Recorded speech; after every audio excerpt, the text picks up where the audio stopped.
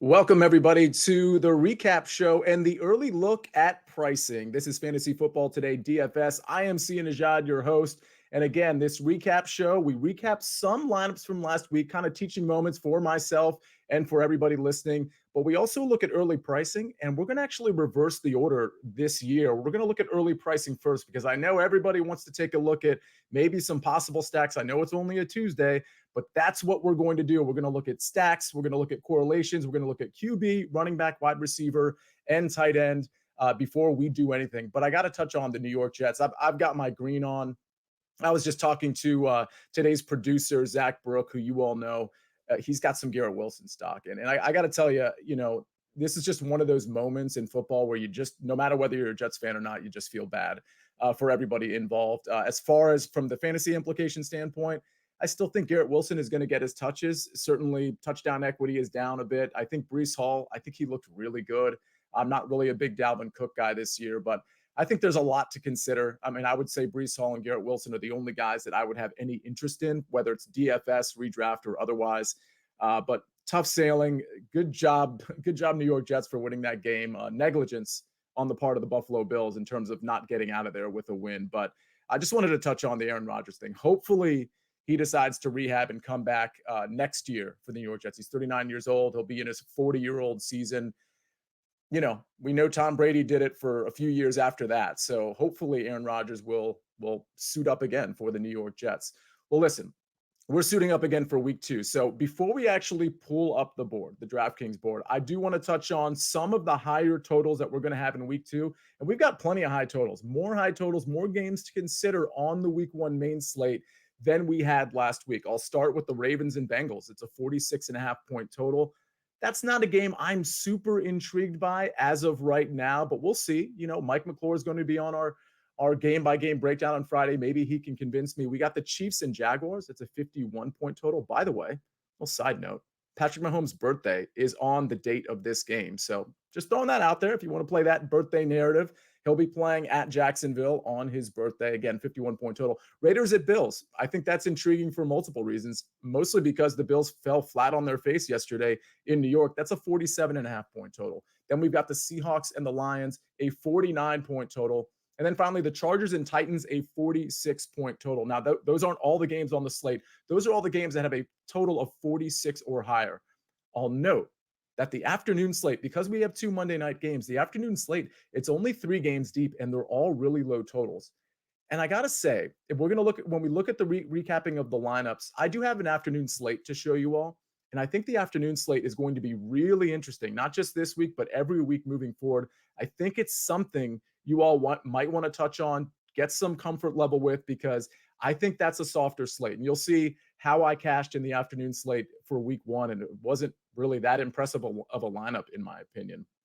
All right, with all that said, let's get all of that stuff out of the way. I do want to note that I did a really poor job promoting the Fantasy Football Today DFS contest last week. I don't know that it's ready right now, but when it is, I'm going to tweet it out. We're going to talk about it on the Friday show with Mike McClure on our game-by-game breakdown. Let's try to fill that up as fast as possible. Tell your friends, because the reality is once we fill up the 200, then maybe we can start asking for more room, maybe a reduced rake, maybe no rake when it's all said and done. Maybe we can make this contest really big and really profitable for everybody. But we've got to fill it up fast. So please, I ask for everybody's help on that. Make sure you're subscribed to this podcast. Review it if you can. Zach, I think we should just go ahead and pull up the board now. But before we do that, let's actually hear a word from our partners. It's time. The best Transformers yet. There you go. Is now streaming on Paramount Plus. This is gonna be fun, man.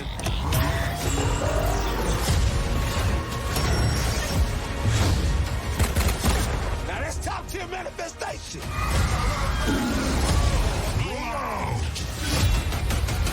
Transformers: Rise of the Beast. Rated PG-13. Now streaming on Paramount Plus.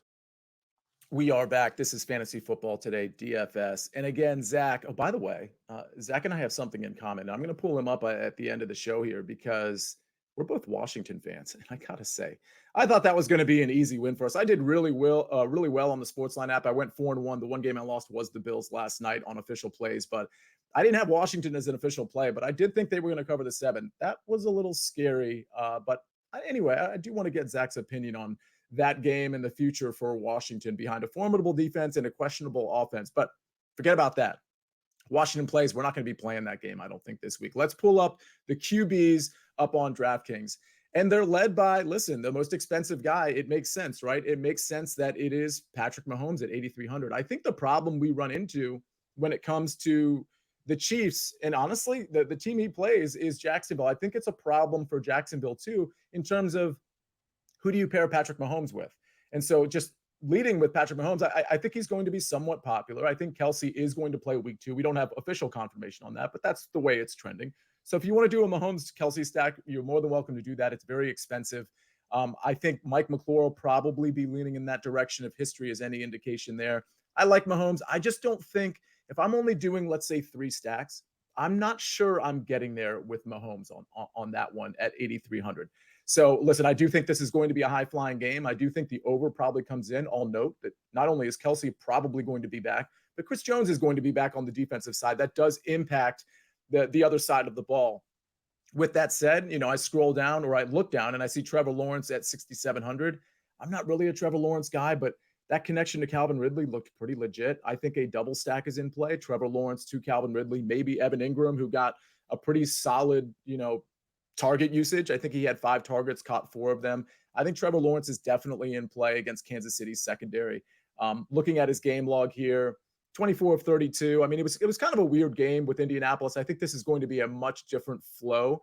And I think we're going to see probably a little bit of a better performance with Trevor. And we know he can do stuff with his legs as well. Let's scroll back up a little bit to some of those more expensive guys just to see if, listen, Josh Allen, this is one of those situations against Vegas where I think you can kind of explain away yesterday a little bit. I mean, Josh Allen was reckless. He was terrible. The decision-making was unbelievably bad, but it was against the Jets defense and it was week 1. One thing we saw with week 1, in my opinion, a lot of these formidable offenses, not all of them, but a lot of them were just really sketchy. It was week 1. We only have 3 games of the preseason. And in that preseason, the starters usually only play the equivalent of 1 to 2 quarters. So it wouldn't shock me at all if Josh Allen and his weaponry bounce back against, of all defenses, the Las Vegas Raiders. I mean, come on, this is not a good defense. Buffalo's at home. It's a really good bounce back spot for Josh Allen. We can talk about potentially who to pair him with when we get to receivers, but obviously Stephon Diggs is in play. There's going to be some cheap options like Deontay Hardy, who got a lot of looks early yesterday.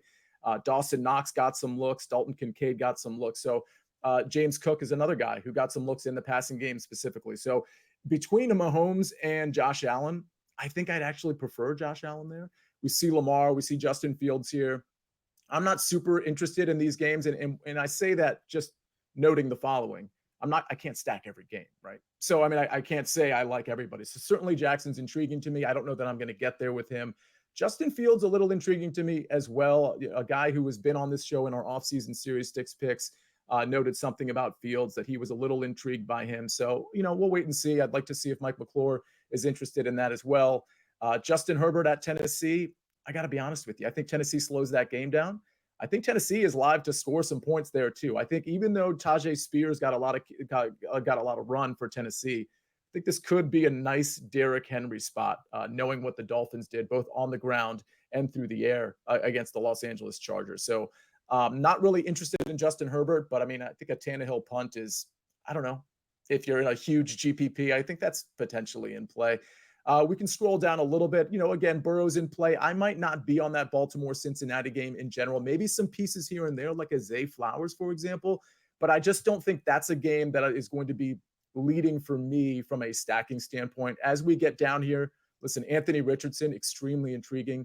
You're about to see a recap lineup that we're going to do after this early look, where I had Anthony Richardson. If you remember from our game-by-game breakdown, he was a lottery ticket for us. Both Mike and I did like Anthony Richardson, and he really paid off. And I think at Houston, he can really pay off too. He took a hard hit at the end of the game, but I don't think that's going to impact his gameplay. He's certainly starting next week at Houston. There's really nobody else to consider for me as we scroll down. I think Jared Goff is interesting at home against Seattle. That absolutely could be a shootout. I just don't know that I'm getting there with Jared Goff, but I certainly think a Jared Goff, Amon-Ra St. Brown stack is very, very much in play for that game. And there's obviously a ton of run backs you can do there. Tyler Lockett got a ton of work. DK Metcalf got a ton of work. Not so sure about Ken Walker in that situation, but that game, Geno Smith, Jared Goff, you can obviously stack both ways. Smith at 5,900, Goff at 6,200. Those are reasonable prices. It's going to be easy to stack that game if that's what you want to do. Not sure I'm going to get there. Between the two, though, it's probably going to be Geno Smith for me. I'll save the 300. And actually, I'm changing my mind. It'll probably be Goff to Amon-Ra St. Brown. That's probably how I'll play that if I end up getting there. Let's scroll down to, I think there was somebody at 4,900 that I might have liked. I'm not playing Sam Howell, by the way, if anybody wanted. Oh, it was Tannehill. Listen, I think if you want to get really gross and take a 5, listen, Tennessee drove against New Orleans. First of all, they covered the spread, so great teams cover. They drove the ball on the Saints pretty well. They were just awful in the red zone. And I think when you consider the red zone, there's certainly variance there. I think it's possible that Tannehill could rush for a touchdown at home against the Chargers. I think it's possible that he could get Treylon Burks, D-Hop involved, maybe a passing touchdown to Tajay Spears or Derrick Henry. He's only 5K. I'm not saying I'm playing him in my cash games. I'm just saying in GPPs, I don't absolutely hate it. It's not going to be tough for him to pay off his price in what should be, if the Chargers push them offensively, should be a higher scoring affair than people think. All right, I think we can move on to running backs there. If you have questions, obviously, feel free to tweet at us, message us. But again, our game-by-game breakdown, that's where we're really going to, first of all, we'll entertain any questions you have, but that's where we're really going to get into the meat and potatoes of our correlations, our preferred stacks. You know, Mike does his top 3 at each position. Speaking of top, Christian McCaffrey's at the top, and we talked about it last week. Listen, I wasn't big on CMC last week. I don't think I ended up playing him at all. If I did, I don't recall in my 10 to 12 lineups that I made. I don't think he was in any of them. But we talked about how he was going to be low owned and that this Pittsburgh defense, while formidable, doesn't really matter because CMC can always find himself in space thanks to Brock Purdy and Kyle Shanahan. And listen, I had the Niners in that game to cover the spread. Everybody was on the darlings of Pittsburgh because apparently they had a good preseason. Okay, I think we see how much that's worth. This is a really, really good San Francisco 49ers defense, if not the best in the league, one of the top 2 or 3 defenses in the league. And again, Kyle Shanahan offenses, you can find CMC in space at 8,900. I don't think that's too expensive. Again, I don't know if I'm getting there because I haven't really formulated my lineup constructions there, but he's absolutely live. Eckler is interesting. He's shaking off an ankle injury listen, he put up great stats, but he did pick up an ankle injury in that game. And given that Joshua Kelly was so involved and he was good, frankly, Kelly was pretty good last year too. I know last year going into the season, people thought Isaiah Spiller was going to be a thing. Not me. Joshua Kelly all the way was sort of the backup between the tackles guy, if you recall me saying that last year. But I think Eckler is pretty dangerous. I think Joshua Kelly's definitely in play. He's going to be very cheap. So that's just something to consider. But then again, the Tennessee defense, do you beat him through the running game? Probably not. You beat him through the passing game. So if Eckler's injured, I don't know that I go down to Joshua Kelly in that situation because I do think Eckler's probably going to suit up and play. So we'll monitor that. Saquon Barkley at Arizona. I don't mind that at all. Really good bounce back spot for the Giants. Arizona played Washington really tough, really good game. But I think this is more of a bounce back spot for the Giants than it is Arizona kind of holding their own against 2 NFC East teams in back-to-back weeks. Bijan Robinson. At home against Green Bay, I'm avoiding that. I'm not going there. I'm not going to Tony Pollard against the Jets. We saw what they did. Again, Derrick Henry is somebody I like. I think Josh Jacobs is really sneaky. Let's actually pull up his game log because I think people will be somewhat surprised you can scroll up. He is at 7,100. 19 attempts. This is week 1. I think people thought maybe we were going to scale back some of his workload. 3 targets, 2 receptions for 23 yards, and then 19 carries for 48 yards. And if we go back to this matchup, Buffalo got gashed. Buffalo got gashed by Breece Hall and Dalvin Cook, even though they should have been expecting the run, especially with Zach Wilson at quarterback. I think Josh Jacobs is live for maybe 3 or 4 receptions. We can go back to the running back, Zach. I think he's live for 3 or 4 receptions, and he's certainly live for 18 to 20 carries in a game that I think Las Vegas thinks they can potentially win. So I think Jacobs at 7,100 is extreme value. Aaron Jones, I played a little bit of last week. He's at 6,600 on DraftKings. He picked up an injury as well, a hamstring, and those soft tissue injuries, I don't think he's going to play. And even if he does, I'd be really, really worried that he might aggravate that soft tissue injury. So I think it might be time to maybe consider A.J. Dillon in an expanded role at Atlanta. I think that's an interesting game that we're really going to slow that game down. It's probably going to be a lot of A.J. Dillon. a lot of the short area passing game. Dobbs had a nice game last week. I don't think Christian Watson's going to play again, but we'll have to wait and see on that.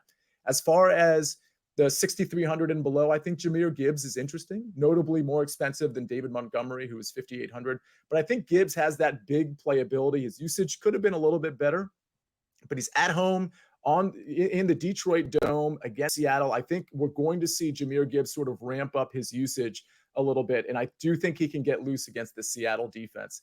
So Jahmyr Gibbs at 6,300, very intriguing. I don't think he's going to be super high owned because of his price tag and because he is a split carry guy, but something to consider there. James Cook at 6,100, another guy that's very, very interesting to me.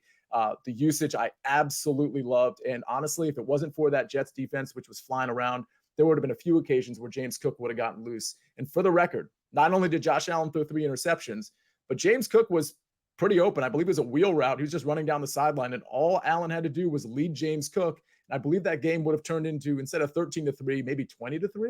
And it just was a short throw by Allen. He's extremely rusty. So I think James Cook is live for touchdowns through the air and through the ground.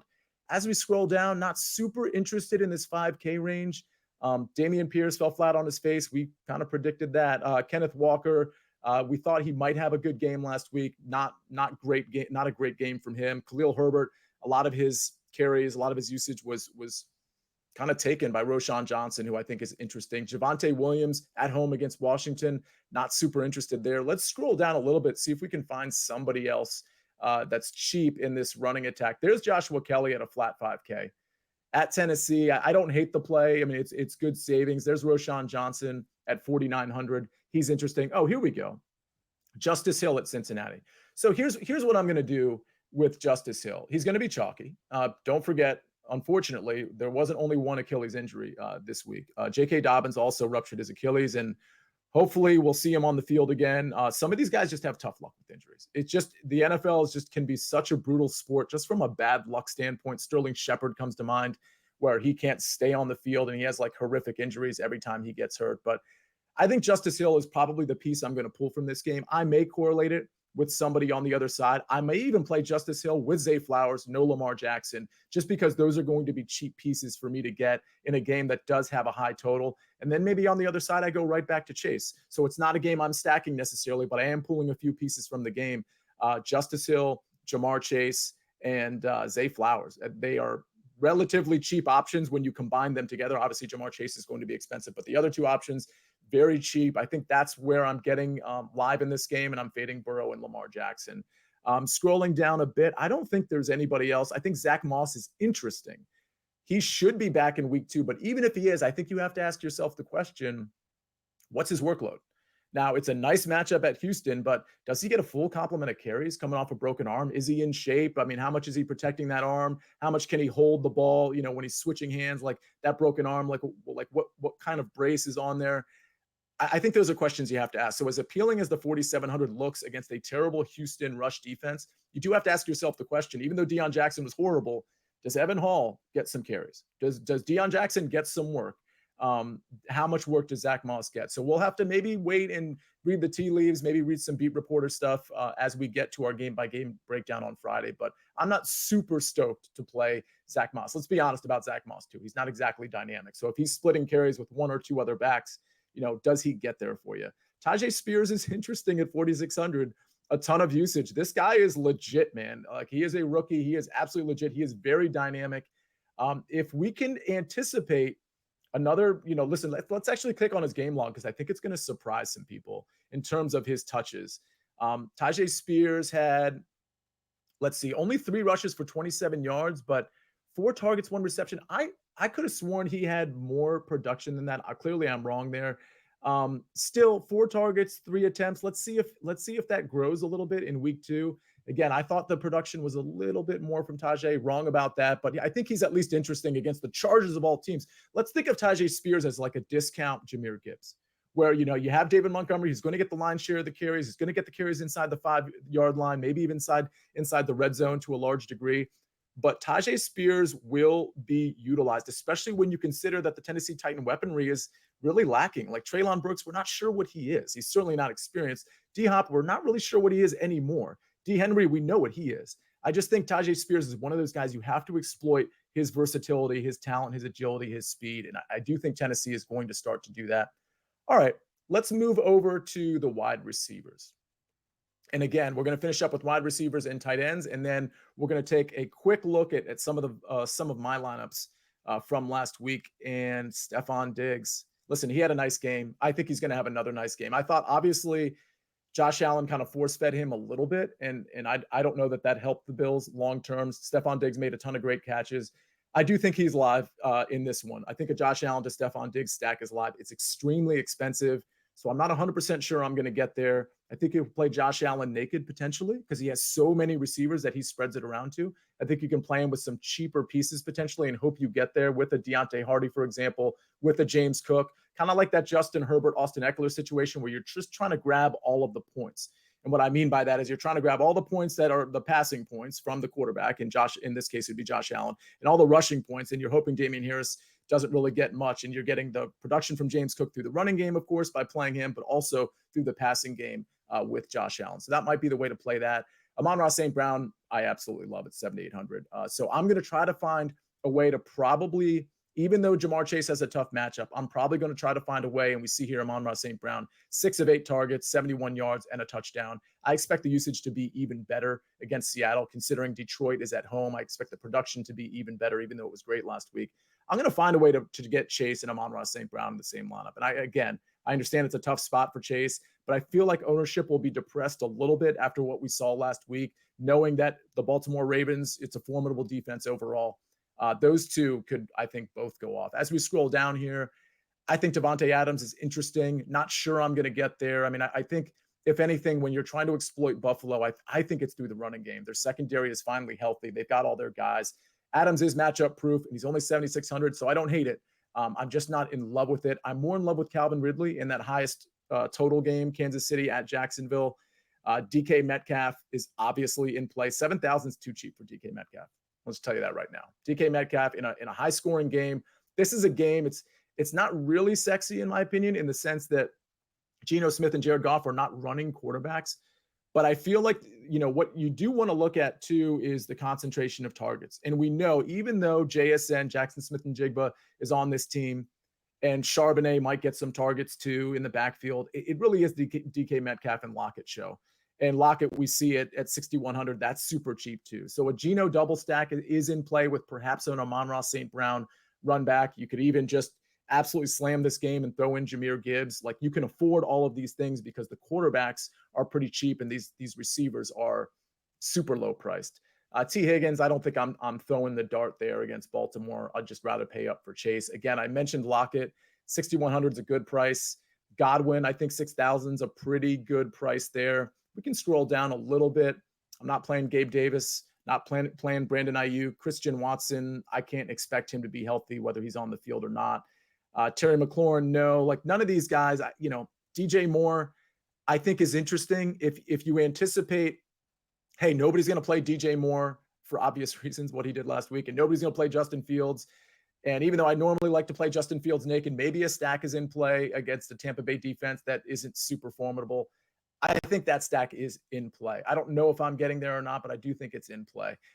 As we scroll down, nobody I love here other than Zay Flowers at a flat 5K. We already talked about him. A very easy piece. Actually, let's click on his game log. Maybe that's where my confusion was, because I know, not that I should be confusing Zay Flowers and Tajay Spears of all people in different positions, but look at this. This kid is legit. This is a guy, and I've made this comp before, and I can't remember if I took it from somebody. I can't remember if I read somebody else's comp or if it was just something I saw after watching film. So I'd love to give credit where it's due, but he reminds me of Antonio Brown. When he catches the ball and he gets in space, this guy is a rocket ship. He caught 9 of 10 for 78 in a game where you might have thought, after looking at just the game itself, hey, their top receiver might have had 5 targets. Like, Zay Flowers is that dude. It's not Odell. We know Mark Andrews was injured, but even if Mark Andrews plays, I think Zay Flowers is going to see a ton of targets. So absolutely love that. And we got to bring up Puka Nacua at 4,900. We're about to get to my lineups, and I'll tell you this. If I had played Puka Nacua instead of Marvin Mims in one of my lineups, and I had intended on doing that in some of my lineups, I just didn't get around to it. Just me kind of forgetting, because it was one of those things where I had Mims kind of locked in and I did want to diversify my portfolio a little bit. I would have won $25,000. You're about to see a lineup that would have won $25,000 if I had just made that simple change to Nacua or even Atwell. If I had made either of those changes, and I wasn't on Atwell, I did bring up Puka Nacua last week though. So instead I won $400 instead of $25,000 because I had Mims in that big time lineup. So we can scroll down a little bit, see if we see anybody else. Obviously, Tutu Atwell is there at 4,700. Listen, I mean, Nacua and Atwell are just going to be interesting plays. Now, granted, they're playing the San Francisco 49ers, but you also have to understand that's going to be a negative game script. And you could see some easy targets and some gimmicky stuff from Sean McVay. Like one thing Sean McVay is good at, much like Kyle Shanahan, is finding his players in the right spots in space. So it wouldn't surprise me, even against San Francisco's formidable defense, if Tutu Atwell and Puka Nacua find themselves with 5, 6, 7 catches. It just wouldn't surprise me at all. Kadarius Toney's super interesting to me at 4,600. We know what he did last week. Ownership probably going to be depressed on him for very obvious reasons. But who are you going to pair Patrick Mahomes with on his birthday? I mean, Kelsey, likely, if he's healthy. So that's fine. What if you wanted to do a double stack and you wanted to maybe bring that high cost of Mahomes and Travis Kelsey down a little bit with Kadarius Toney? And by the way, I happen to know that Zach, who's producing this show today, has a Kadarius Toney stat. And Zach, I'd love to hear it because I want to know, first of all, if you're playing Kadarius Toney in DFS week, and what is your stat?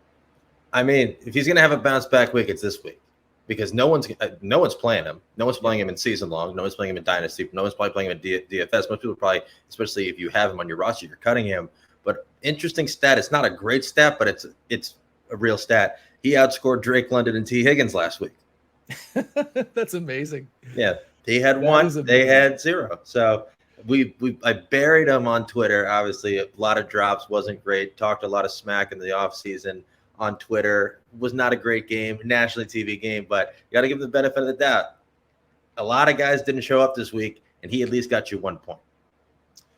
I mean, okay, yeah, that's the glass. The glass is half full. That is. By the way, make sure you follow Zach at Zbrook.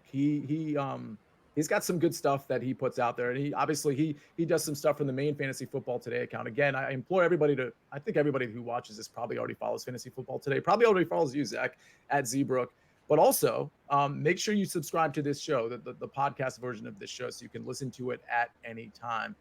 There's a couple more receivers to get to. I think Nico Collins is somewhere in this vicinity. I think he's in the 4,700 range. I think he's at least, you'd have to scroll up for him. I think he's at least interesting. Again, I think he's 4,700, but either way, he was 4,700 last week. I know that much. There he is. He's 4,800. So we went up 100. Indianapolis defense can get exposed. We saw Nico Collins. He's the clear number 1 on this team, which doesn't mean a lot because I think CJ Stroud is going to have some problems, but this is a good matchup. And we know, listen, 11 targets, 6 receptions, 80 yards. I mean, this is exactly what you're looking for from somebody who's 4,800. I do think both teams slow this game down. I think the running game really comes into play. It might be the time maybe to consider Dameon Pierce, even though his usage was pretty terrible. My point is, I think Nico Collins is going to get his targets regardless. So something to consider there. The only other receiver I want to bring up for now, and again, we'll have more value to bring up on Friday, is Khalif Raymond, who I believe you might have to type him in, Zach, in the player search because he's somewhere down in the depths there. There we go. 3,200. Now let's consider, was it only 1 target? Maybe I'm thinking of Josh Reynolds. I could have sworn Khalif Raymond had more than 1 target. Maybe I'm wrong. If I'm wrong, I'm wrong. I'll have to double check that. If I'm right, that means DraftKings is wrong. So I'm probably wrong. Let's type in Josh Reynolds, see what his production was. Because I could have sworn Khalif Raymond had a legit box score. It's imploring me to check it from last Thursday because I could have sworn he had a pretty legit app. Oh, here we go. It's Josh Reynolds. I just got them confused. Josh Reynolds, 4 catches for 7 targets, 4 catches, 80 yards. Okay, that's what I'm looking for. So consider that Marvin Jones was terrible last week. They don't have Jameson Williams for the first 6 weeks. It's going to be the Amon-Ra St. Brown show, a little bit to Gibbs. Obviously, they've got Sam Laporta, who I think is interesting from a tight end standpoint. But Josh Reynolds is really interesting at what is his price, Zach? 3,700.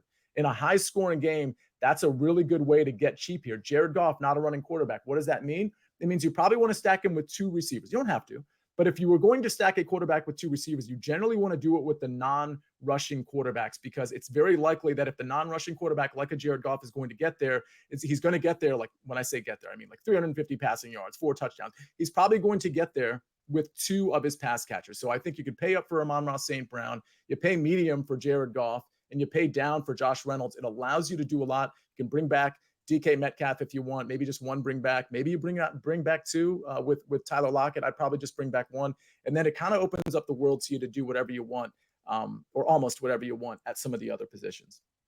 All right, let's move to tight end real quick, and then we'll bring up some lineups to recap very quickly.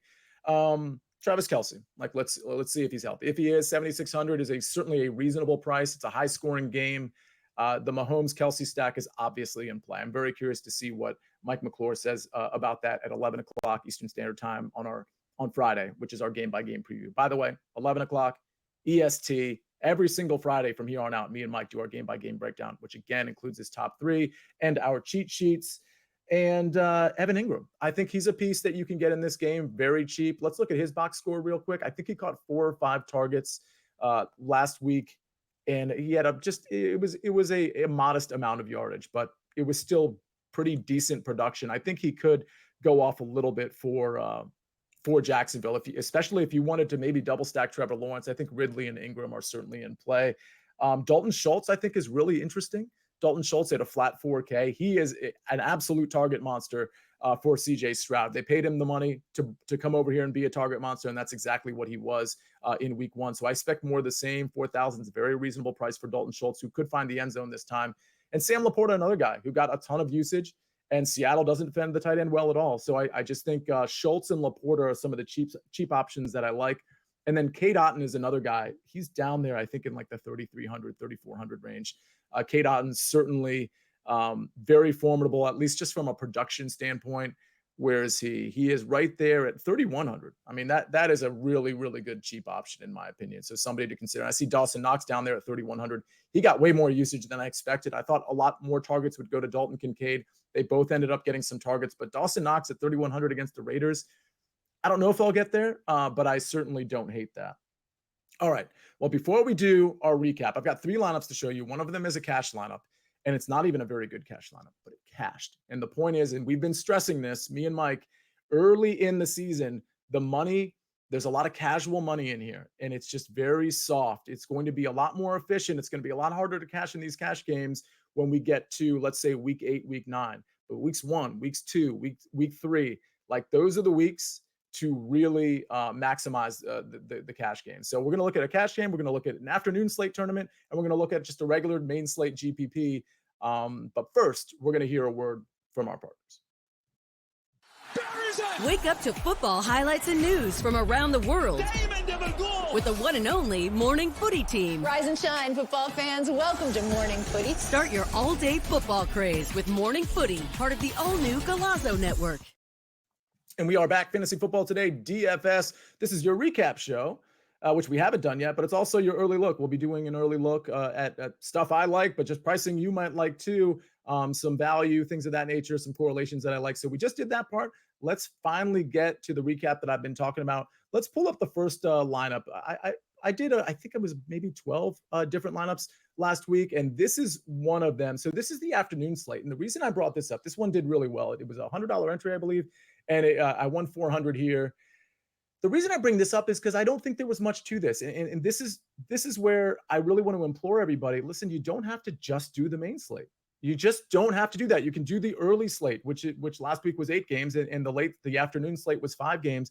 And I just think if you look at this and you see what I did to win $400 to put up this score, you'll be like, okay, this is a lineup I might have made. So I have. Obviously, I'm stressing the Chargers-Dolphins game. I've got Justin Herbert, and I've got Mike Williams, who, by the way, didn't really do anything. I've got Tyreek Hill, who was basically my favorite player on the slate. Same with Mike McClure, highest projected guy on the slate, as Mike McClure said on our game-by-game breakdown. Raheem Mostert, obvious value, super chalky. That's okay. Aaron Jones, I didn't necessarily expect him to be this chalky, but keep in mind these percentages are because the afternoon slate is condensed. So you're going to get higher percentages here. I put in Luke Musgrave, who didn't do much, and Austin Eckler. I put him in there. And the Packers defense. Packers defense seemed like a pretty obvious play considering the price.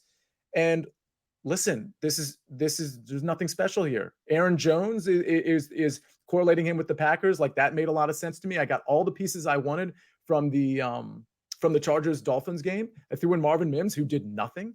I threw in Luke Musgrave, and I still, 4x'd my buy-in. Well, whether it's $100 buy-in or $10 buy-in, in theory, you're winning $40 instead of $400 if you drop your buy-in down. But again, these afternoon slates, you don't even have to get that creative. And because it's a softer market, because so many people are paying attention to the main slate, you can really, frankly, do better than you did in the main slate. I had a couple lineups that did really, really well in the main slate, and a couple lineups that were trash because I liked Joe Burrow to Jamar Chase. That was one of my main stacks, as everybody knows. So those lineups didn't do well. But again, afternoon slate, take a look at it this week. It's really interesting because there's only 3 games, and the totals between those 3 games are between 39 points and 44. So there won't be a lot of scoring, which I don't think anybody should mind that, right? Because it's all relative. We're working with what we have. And I just think we should probably start touching on this afternoon slate a little bit more because I do think there's some value there. Let's switch up to another lineup, Zach. Let's go to, I think we're probably going to my main slate lineup next, but you can pull up the cash one too, whichever one you want to start with. This is the main slate lineup that won 300. And look at this. So if I had actually, just so you know, this was a contest with 24,500 people. If I had just switched out Marvin Mims for Puka Nacua, I would have won the 25,000. So I think this one ended up, here we go. It ended up in 47th place. Nothing super special about this. Again, Aaron Jones ended up kind of being the key to this lineup in the sense that he was the play that, maybe wasn't talked about as much as your Austin Eckler's, as much as your Anthony Richardson's, your Tyreek Hills. And I had the correlation here with Jacksonville and Indy with Anthony Richardson stacked with Pittman this time, not playing him naked here. Anthony Richardson to Pittman, they both got there. And then I brought it back, not with Etienne, not with Christian Kirk, not with Evan Ingram, but with Calvin Ridley. And I'll be honest, I didn't have a lot of Calvin Ridley stock this week, but I did pepper him in here and there. And this one really, really paid off. So again, these running quarterbacks like Anthony Richardson, yeah, you can play them naked, but we know who his primary receiver is. We know for a fact his primary receiver is Michael Pittman. So if he were to be successful through the air, it's going to be with Michael Pittman. And we have situations like that across the NFL where we have quarterbacks we don't necessarily trust with their arm, but they have a main target. They have a main primary target. In this case, it's Michael Pittman. Isaiah likely didn't do me any favors. But then again, if I went with Musgrave, yeah, I would have gotten more points, but it wouldn't have been anything great. I probably would have bumped up to 400 instead of 300. Marvin Mims didn't do anything in the Commanders' chalky defense. So this is a main slate lineup. I played the chalky defense. Anthony Richardson at sub 5% is actually kind of shocking to me. The stack with Michael Pittman, 1.8%. Like, that's why I can play a somewhat chalky Eckler, a chalky Aaron Jones, a chalky Tyreek Hill, and a chalky Calvin Ridley, because again, my stack, the total ownership on my stack was 7%, not even. So again, you can play chalk even in tournaments, but you got to get different somewhere. And if your stack is different, if nobody's playing Michael Pittman and Anthony Richardson, which basically nobody played, you're good to go. So really like this lineup. Start thinking about that for week 2. What's a stack that maybe not everybody's on? And if you're on a popular stack, that's fine too. Justin Herbert to Keenan Allen last week was just fine. But where are you getting different? Where are the 1 or 2 pieces where you're definitely getting different? In this case, it happened to be my stack. Let's go to my cash game. And I bring this up because I'll always probably bring up a cash game, but look how soft this is. I mean, my cash game is nothing special. It was $100 single entry. By the way, just a note here. When you're doing cash games, especially right now, look for contests that have like a good amount of people in them, somewhere between, let's say, 500 and 5,000, and make sure they're single entry as opposed to multi-entry.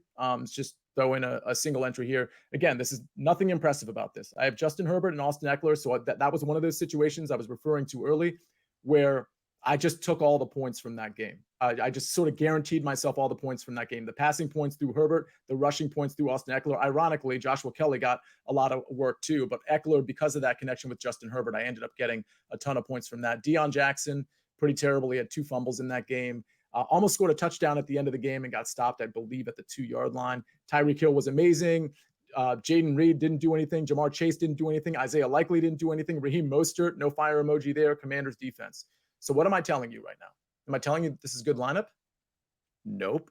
I'm telling you that I was in the top half very comfortably of this cash game, of this cash contest, with Austin Eckler and Tyreek Hill and the Commanders defense going off, and everybody else either being ice cold or basically being flat relative to their price. this is why you need to play cash games. There's a psychological factor at play here too, because you don't want to just enter tournaments. And if you're not in the top 20, 22%, you got $0 coming back. Like, that's just not a cool way to play DFS. It's not good for you to think that you're bad at DFS because you're only in the high leverage, high variance situations of GPP. So always include, even if you're just too stubborn to play like 50% cash games, which is what you should be doing right now, in my opinion, at least play 20, 25% of your bankroll in cash games and try to get some of that positive feedback with some green. You're not going to win all your cash games, but with some green week to week. I think it's really important just to maintain your psyche when it comes to NFL DFS, because NFL DFS can be hard. All right, so those are the 3 lineups. If you have any questions about those lineups or about my construction or correlations, obviously you can tweet at me and ask me or message me, whatever you want to do. Zach, I got to pull you on the show because right behind me, I pointed the wrong way. Right behind me, this one is Santana Moss holding up 21. And it's so nice, by the way, Zach, to see, when I'm watching the game now, I've moved to DC now. So that's my excuse, by the way, for not putting Puka Nacua in for Marvin Mims. It's actually a legitimate excuse. I left Marvin Mims in like almost all my lineups, and I just really wish I made that change. But the point is, I'm in DC now. It's really nice to see every time I go to these games or I watch the games, there's more Sean Taylor jerseys than anything. We don't have to comment on that. I'm just kind of pointing that out. So you see Santana Moss behind me if you're watching on YouTube, holding up the 21 for Sean Taylor. But I can't imagine, Zach, and we'll only spend a couple minutes on this and then we'll get out of here. I can't imagine that last week gave you hope, but maybe I'm wrong. It gave me hope for the future. This season, I was not expecting much. I'm not as high on Sam Howell as most people. I agree. I think there's a reason he slipped to the 5th round, because these talent evaluators know a hell of a lot more than we do, and no one wanted him. So he slipped. He played 1 game last year. He had a great preseason against backups. Did not look great. I was personally thrilled when they got Brissett. I think eventually he'll take over, but I also do think this coaching staffs are fighting for their jobs. And if Howell's not it, I mean, this is the perfect year to just go all in on Caleb Williams. He's a DC native. He would happily play for the team. There's new ownership. He's an exciting prospect. The games would be electric, but the coaching staff is not tanking. This is not going to happen. So I don't know if they're going to get him, but for Howell, wasn't that great. The offensive line had a lot of issues. The defense looked good. I don't know what's going on with Chase Young. I know he didn't get that 5th-year option. Apparently his neck's not great, but the knee's apparently healed. So the defensive line looked good. You add Chase Young into that mix. I'm excited. I'm thrilled about the new ownership. I can't state that enough. But the fact that they were all on the ropes against the Cardinals was not good. No. It wasn't good. I mean, Josh Dobbs has only been on and I like Josh Dobbs as a backup quarterback, but he was only on that team for 2 weeks. Just like with Tennessee last year, he was only on the team for 2 weeks and he played back-to-back games, one against Jacksonville where they had the lead up until 3 minutes left. And if they had maintained it, Jacksonville doesn't make the playoffs and Tennessee does. It's just funny how things work out. But yeah, I agree with you. It wasn't promising. And listen, if you're going to roll out a quarterback that we have a lot of questions about in Sam Howell, it's hard to do that behind a bad offensive line. And so that's really what we saw. And he made a lot of mistakes. He's a gunslinger. He reminds me a lot of Taylor Heineke with a stronger arm, admittedly. But outside of that, I mean, what's the difference? I just like these guys are gunslingers. They're going to turn the ball over. They're going to make some great plays too. But they're not going to get you to the playoffs. I think that's the unfortunate reality. I hope, for the record, I'm not saying I'm right. I'm saying I hope I'm wrong. But that's sort of what I see. And it's funny that you brought up Caleb Williams, because in theory, we all know that Arizona appears to be tanking for Caleb Williams. And that's the very team that maybe should have beat us on Sunday. And then, how would that narrative have shifted? Well, if Arizona can beat Washington, well, then Arizona's better than Washington, or at least that's what people would have thought in that moment. And maybe it's Washington's turn to adopt that theory of tanking or collapsing for Caleb or whatever you want to call it. So interesting how things play out. Do you remember the game a couple of years ago when they played against the Dolphins, when Ryan Fitzpatrick was the quarterback of the Dolphins? And it was the year they were in the mix for the top 5 pick. And the Dolphins were clearly tanking for Tua. Everybody knew it. And Washington really had no idea what was going on. They didn't really know what they were doing. They didn't know what their identity was. And it went to the end of the game where the Dolphins knew what they were doing. Washington didn't. And the Dolphins they scored a touchdown in the game. They could have won the game. Yeah. They could have basically gone up in the tankathon, like the they would hurt their draft position, but they knew what their goal was, and they intentionally did not complete the 2-point conversion. Washington did. Eventually, Washington did lose a couple more games down the season, ended up getting the number 2 pick. But that game on Sunday is going to – if Washington's season is a disaster and they don't get the number 1 pick, that game on Sunday is going to come to mind because that was their opportunity. And if that is that the direction is Caleb Williams, they blew it. Yeah. Because I don't know this Cardinals – I remember, Zach, I remember that play too. I think it was a wide receiver screen to Jarvis Landry. And he pretended not to know the play. And the defenders that were blocking for the screen, pretended I think they pretended like they didn't know what their blocking assignments were. And the play completely blew up and the Dolphins, air quotes, lost the game, even though they very well could have won it. All right. So that's enough. That's enough Commanders talk for now. Hopefully we have good stuff to talk about later in the season, but I am certainly skeptical. What I'm not skeptical of is you're going to see us on Friday at 11 o'clock for our game-by-game breakdown. It's going to be me and Mike McClure. We're going to be giving our favorite DFS plays for each and every game. By then, or actually, I should say by later today, our FFT DFS contest will be live as well. So make sure you look out for that. I'll be tweeting it out. It'll be tweeted out from the main Fantasy Football Today account as well. But for now, that's all the damage we can do. This is Fantasy Football Today DFS. And we'll see you Friday.